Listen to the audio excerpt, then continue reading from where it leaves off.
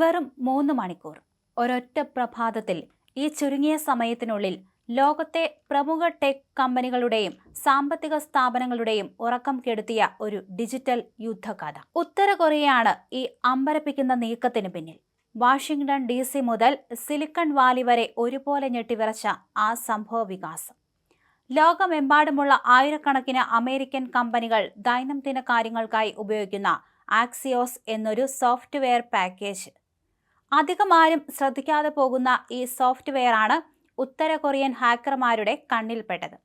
സാധാരണക്കാർക്ക് ഒരുപക്ഷെ അത്ര പരിചിതമല്ലാത്ത ഈ പേരിന് പിന്നിൽ കോടിക്കണക്കിന് ഡോളറിന്റെ ക്രിപ്റ്റോ കറൻസി മോഷണത്തിന്റെയും വൻ സൈബർ ആക്രമണത്തിന്റെയും ഞെട്ടിക്കുന്ന കഥകളുണ്ട്. ചൊവ്വാഴ്ച രാവിലെ, കൃത്യമായി പറഞ്ഞാൽ വെറും 3 മണിക്കൂർ നേരത്തേക്ക്, ആക്സിയോസ് സോഫ്റ്റ്വെയർ ഡെവലപ്പറുടെ അക്കൗണ്ട് ഉത്തര കൊറിയൻ സൈബർ പട കൈക്കലാക്കി.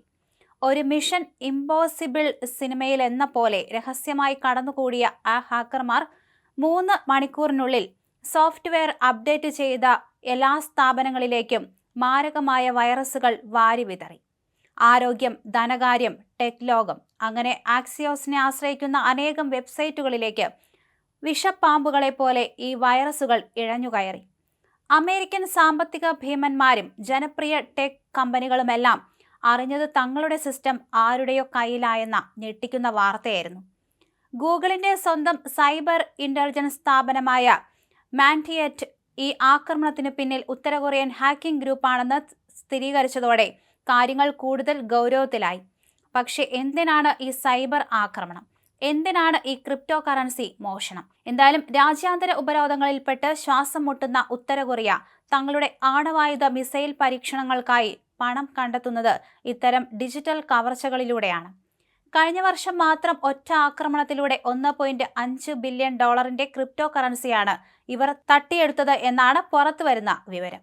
ഉത്തര കൊറിയയുടെ മിസൈൽ പദ്ധതിയുടെ പകുതിയോളം ഫണ്ടും ഇത്തരം സൈബർ തട്ടിപ്പുകളിലൂടെയാണ് സമാഹരിക്കുന്നതെന്ന് വൈറ്റ് ഹൗസ് തന്നെ വെളിപ്പെടുത്തി കഴിഞ്ഞു.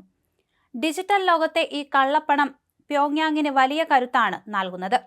ഈ സൈബർ ആക്രമണത്തിന്റെ വ്യാപ്തി പൂർണ്ണമായി കണ്ടെത്താൻ ഇനിയും മാസങ്ങൾ എടുത്തേക്കുമെന്നാണ് സുരക്ഷാ വിദഗ്ധർ പറയുന്നത്. പല വൻകിട കമ്പനികളുടെയും രഹസ്യ വിവരങ്ങളിലേക്ക് ഹാക്കർമാർക്ക് പ്രവേശനം ലഭിച്ചിട്ടുണ്ട്. എത്രത്തോളം ഡേറ്റ ചോർത്തപ്പെട്ടു എന്നത് ഇനിയും ചോദ്യചിഹ്നമായി അവശേഷിക്കുന്നു.